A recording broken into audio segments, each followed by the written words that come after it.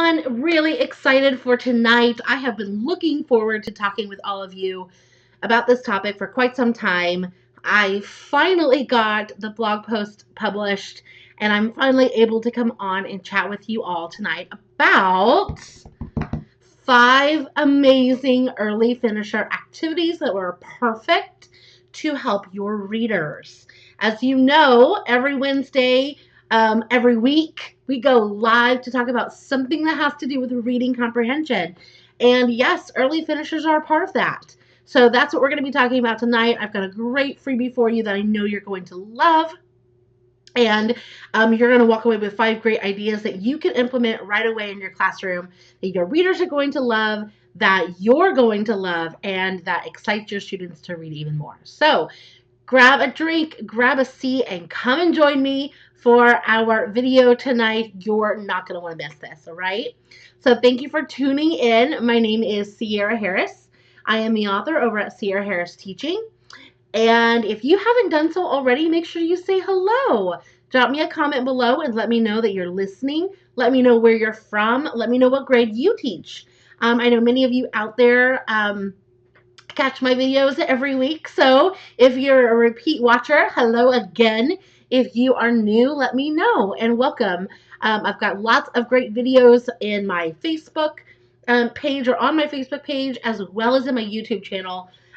Ready for you. That way, anytime you need a little refresher on a specific reading comprehension topic, I've got you covered. I'm trying to, cover all of our bases. There's just so much to talk about in so little time. So let me know if there's a specific topic that you are looking for a video for, and I can help you out there. Just leave me a comment below, and I will, if I've got a link, I'll shoot it your way, okay? All right, so let's get started. Tonight, we're going to be talking about 5 different reading early finishers that you can use in your classroom. So before I jump into the actual activities, I just want to preface this by saying one of the one and only things that I believe students should be doing when they have an early finisher or when they have an opportunity to have downtime or they finish something early is to simply read. They need to have enough ample time in that classroom to read, right?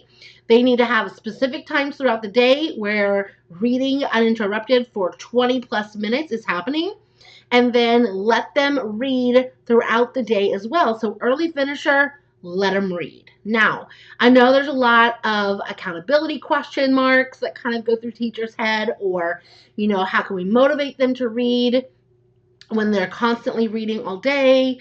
So hopefully some of these early finishers will kind of help combat some of those worries for accountability, motivation, kind of all that wrapped up into one, okay? So my students loved these ideas. One of them I think is something that I know you've heard of, but it's a great one to remind you all about, and then the others I think are going to blow your mind. At least I hope they will. So I can't wait to hear which one is your favorite. So make sure to listen for all 5.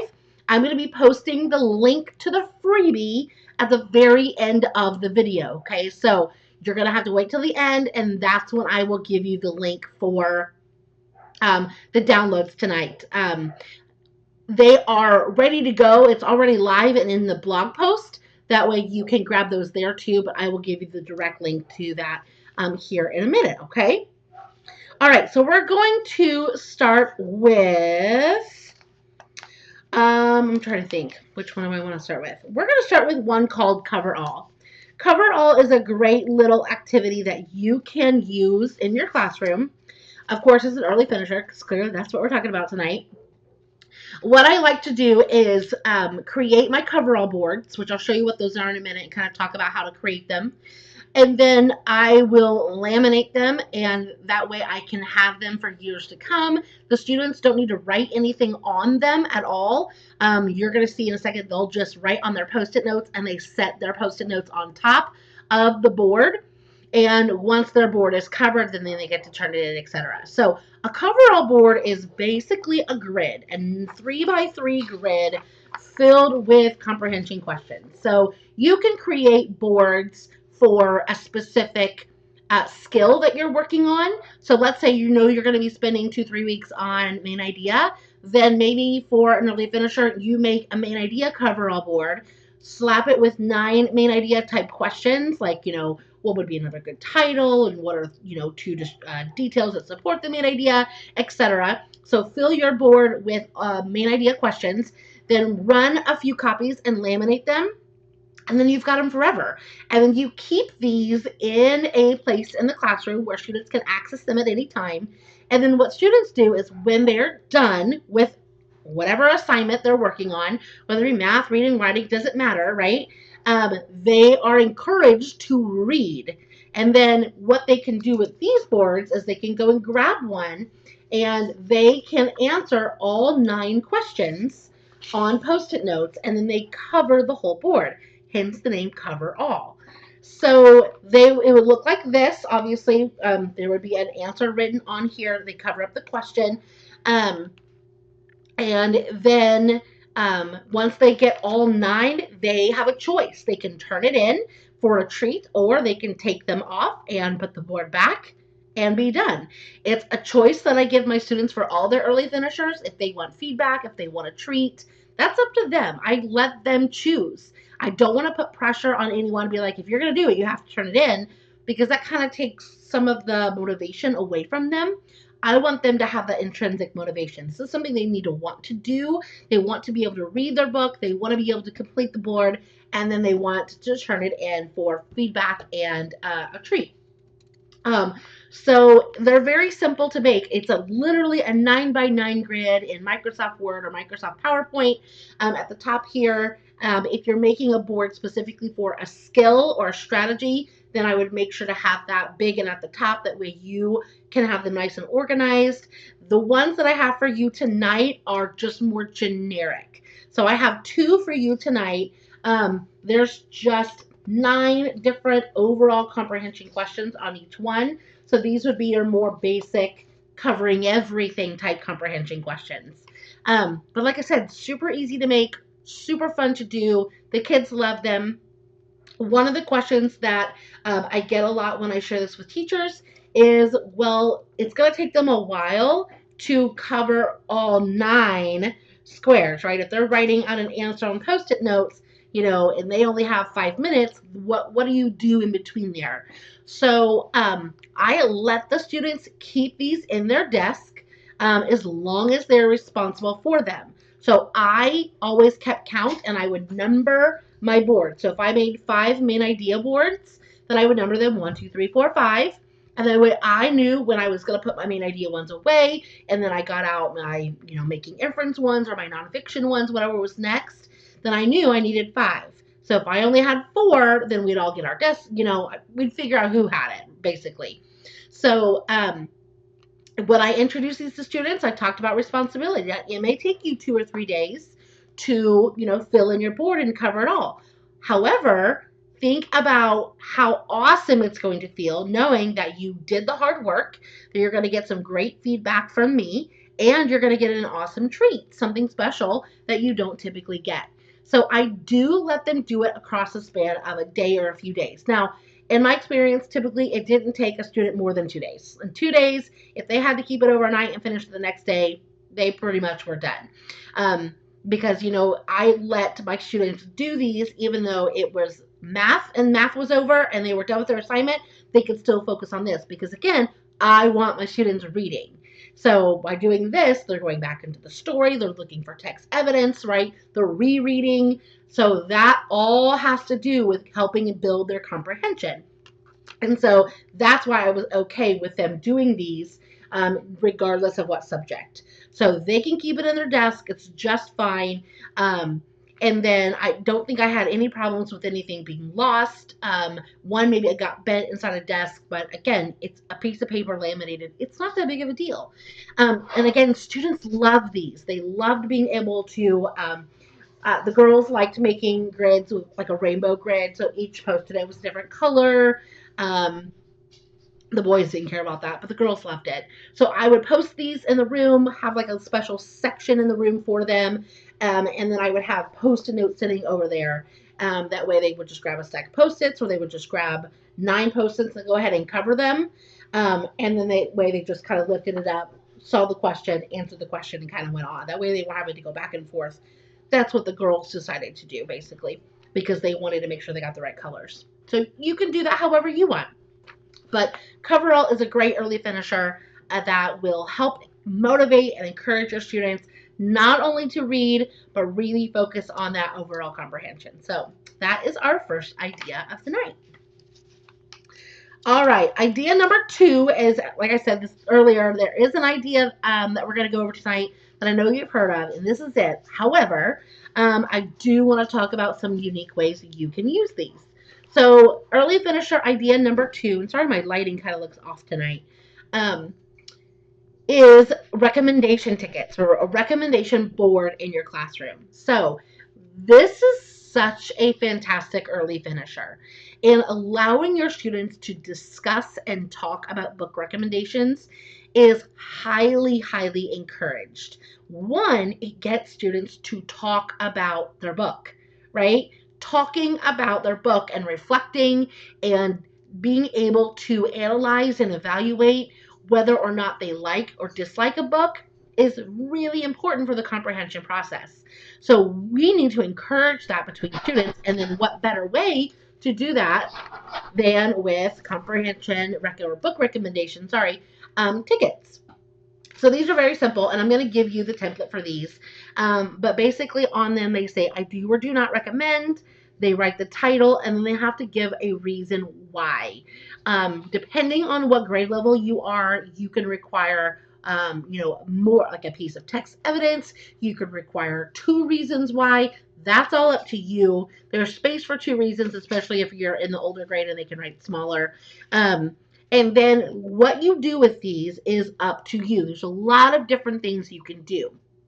So I've done it where one year it was just a simple board and the students had a thumbtack and they would put their thumbtack on their ticket and they would just post it on the board.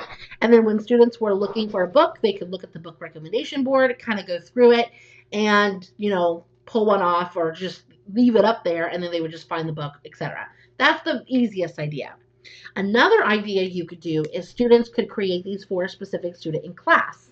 So if they know that there's another student in class who likes similar literature that they are reading, they could go and give that ticket to the other student. Like, here, I recommend this book to you. So it's kind of like putting the book right in the student's hands. So I tried that one for a few times as well. So the students would basically start giving these to their friends, and I know that happens a lot. So we have to have a lot of talk and discussion about, understanding our likes and our dislikes of genres and the types of literature we're reading, and really trying to make those connections and not just giving it to our best friend, but giving it to someone who truly, truly does like that type of book. Okay. Another way you can do this, and this is my favorite way, is in your room somewhere have displayed a list of genres, okay? And then what you have the students do is not only do they fill out this, but they also have to identify the genre of the book that they just read. So, for example, Golden Acorns, this would be like a humorous fiction or a fiction type story. They would then post this ticket underneath the heading of humorous fiction or fiction.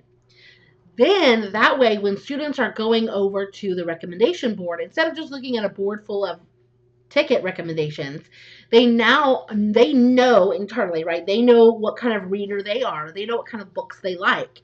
So if they are not a fan of nonfiction, they're not going to look at the nonfiction book recommendation section. Instead, they're going to look in the sections in which they know those are going to be the books they like. So it kind of takes it a step further and allows the student not only to practice genres on a repeated basis, but it allows students to be able to pick books that are recommended by others who like books the same genre as them, but without the whole sliding of the ticket to my best friend kind of thing, right? So it's a fun way to really get that communication going between students and get that dialogue going, which is really important. All right, so that's idea number 2. All right, idea number 3 tonight, and I'm super excited to here which one is your favorite. But the next idea is called one-word boxes. So a one-word box looks like this. It's a half page, so two of them come on a page. Again, what I would do is and you're going to get this template tonight, but you would have these printed and cut and kind of just, again, in a section of the room where students can grab one and then go sit down when they're wanting to work on this as an early finisher. So a one-word box, the directions are that as you read, so this is one that they work on as they are reading the story. So maybe they go to the library, they pick out a new book, they go get a one-word template, and then they go sit down, okay? So as they read, they're going to stop every 3 to 5 pages. And it can be changed. You can change that, by the way, if their students are in higher grades and they're reading more chapter books. You could have them stop at every chapter instead. But the directions do say every 3 to 5 pages. And they're going to write down one word that they are thinking or feeling. And they're going to write the page number if they can. I know a lot of picture books don't have page numbers, so if that is the case, it's perfectly fine. But if there is a page number, I encourage them to write it down. So what this basically turns into, it turns into like a reaction board for your readers. How are they feeling? How are they reacting to the story? Are they confused? Are they interested? Are they bored? Are they curious? Are they excited? Are they nervous? What feeling is the reader having as they read the story? And so you can see here, students loved being able to use markers and crayons. I told them they could use cursive if they wanted to practice. They could try bubble letters. Like, I didn't care. Like, they can make this look however they wanted. The fact is, they were excited to read. They were excited to kind of like reflect on their internal feelings on how that was changing throughout the story. And then they had like a representation of that from their entire book. So when they were done, for example, this would be one that had 6 chapters. So the last 2 boxes were empty. That's perfectly fine. You can have the students write the title of the book on the back. Again, if they were page numbers, they could write those in there as well. And again, it was an option on whether or not they could turn these in. What I liked to do was use these as a way to kind of start some conversation with my students at small group. So that's also a great way that if the students are turning it in, you could use it like that. So yeah, so these make a super fun early finisher and a great conversational piece between the reader and the teacher, or reader versus reader. I like to send these home too and say, explain these with your family and talk through them, but it really gets the kids to be able to reflect and think about how they're feeling as they're reading versus how the character is feeling in the story. So one word boxes, super fun early finisher. And again, you're going to get the template in your freebie tonight. All right, so my next one, I have to apologize because I had it all ready and colored. That way you could see an example, and it's gone. Like, I've looked everywhere. I sat and took 10 minutes to color this thing.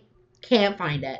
But 'tis the life of a mom with 3 crazy children who probably stole it because it was pretty. I don't know. But anyways, idea number 4 for early finishers is to create a mood quilt. So, I'll explain what the paper is, but I want to give you a little behind the scenes on what a mood quilt is. So if you are unfamiliar with this, this is actually a thing where people who create quilts, they create what's called a mood quilt. And so what they will do is they keep track of their mood either daily or weekly, and they assign certain colors for all the different moods they could possibly have. And so if they are happy one day, then at night let's say yellow was happy, they will crochet or quilt a yellow strip into their quilt. And then the next day they're, grumpy. So maybe they do a blue one and then they crochet a blue strip. And so every single day or every week, depending on how they want to do it, they will build their quilt based on how they're feeling. And then after the year is up, they have a quilt to represent how they felt that year. And it's really cool. I'm not a quilter. I am not crafty like that at all. but I've seen tons of really neat pictures on Pinterest and social media of people who create these, and I love them. And so I got the idea that why can't students create a mood quilt based on their character as they're reading a story? So what they will do, and I've given you a few different templates. What changes is the number of boxes in the quilt. Okay, so I think that you get a template where there's 3. That way it's a beginning, middle, end for very basic. This one I think has like 7. I've given you one with 10. That way you've got a few different options. But the directions say to think about the parts or chapters in your book. Use the color key below to color in the mood or experience from each section of the book. When a color changes, write the reason why. So one-word boxes are about the reader's experience. A mood quilt is about the story itself. So what is the mood in the story? So you can see at the top here, I've given you 9 different moods to choose from. You easily can recreate this all on your own. Like, it took me 2 seconds to create this template. All you have to do is retype whatever moods you want, figure out how many sections you want on your quilt, and you're done. And so again, you can have these sitting out for your students. They can grab a mood quilt, maybe when they start a new book, and then as they read, every few pages, depending on the length of the book, or as the mood changes in the story, that's how they kind of color it in. So you'll see a lot of stories, they'll start like really happy, and then you'll have a problem. And so the problem of the story kind of depends on, the mood will depend on what kind of problem there is. There could be a sad character, there could be a worried character, a bored, an angry, a stressed. Like, there's lots of different directions, obviously, books can take you. So it's really interesting to see the pattern of events that happen in the story. So again, these are fantastic for students to turn into conversational pieces between you and your readers. If I'm having conferences, one-on-ones with students, or if I want a unique way to start conversations in my small group, I may pull one out and say, hey, Susie, you just finished your mood quilt. Why don't you take 3 minutes and talk to us about the different moods that are in a story? Here's your book that you just read. And it's a great way to, let a student talk about a text. And that way I'm still trying to get my papers and books passed out and markers passed out and all the things. But yet we're submersed in talk about a book, right? We're talking about comprehension. And students love being able to see their mood quilts. They love seeing the colors. They love being able to describe why. Like, why did it go from yellow to green? And why did it go from, red to purple? And what happened there? So that's completely optional for you. My 3rd graders, I liked having them write the reason why the mood changed on the line. So if it was like yellow, then it changed to blue, on the blue line, that's where they would write the reason why. Why did the mood change in the story? So again, you've got these great templates in your freebie tonight. Love mood quilts. They're so much fun, and I hope your students love them too. All right, friends, so we have talked about 4 out of our 5 different early finisher activities. I've got one more for you. And I do want to apologize. The lighting is going to get even weirder tonight. I've got a board behind me right here, and I'm going to put it up higher so you can see it. But my ring light, the thing that makes, the light in this room a little bit better, since it is typically in the evening or nighttime, really, obviously, when we're filming, you're going to see that reflection in the dry erase board. But I had to create this so you had an example. That way you knew exactly what I was talking about for our final idea of the night, okay? All right, so give me a second. Let me put this up here. My kids kind of ran into it, so it got a little smushed, but I didn't want to take the time to redraw it. So you can clearly see here that this is a bingo board, right? We have BINGO, and then we have numbers 1 through 5 on the side. So it's a basic 5x5 grid here. And at the very top, what you can't see, I'm going to try to bring that down, is a question. So somewhere in my classroom on my front board, I would have drawn out a bingo grid like this, and at the top I have a comprehension question of the week or of the 2 weeks. It kind of depends. The length of time depends on how quickly it takes to fill up the board. So the question that I choose typically is a question about something that we have previously been learning about. So I will teach character traits for a week or two, and then the third week or the week after kind of we're done, character traits kind of becomes the question or the focus of our board. So I will write the question at the top. For example, what is the strongest character trait that your character displays? So at any point in time, students can grab a Post-it note, they can jot their answer down with their name and title of the book, and they can come and place it anywhere on the bingo board. When the bingo board is full, then I will decide of a bingo. So you can do this multiple ways. You can write out kind of like B1, B2, B3, B4, that kind of thing, and write it out for all of them. You can have all of those in a hat and pull one out. Or you can declare, when you put up a brand new question, you can declare that it's going to be a whole row or column. So sometimes I'll say all I's. So anyone who has a Post-it note in the I column, they get theirs pulled. They're the winners. Or if I say, row 3, anyone who has a Post-it note in row 3 wins. They win a short prize, but what's even better is I have a one-on-one conference with each one of those students to talk about their Post-it note. Typically what I do is I take those with me to the bathroom. And I'm not in the bathroom. That sounded weird. I mean with our bathroom breaks.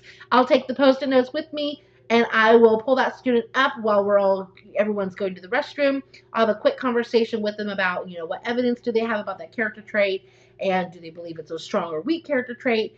Boom, done, throw it away, we're done. And I just like having that extra conversation with the students. That takes me 0 time to do. And it's a great way to have that spiral review.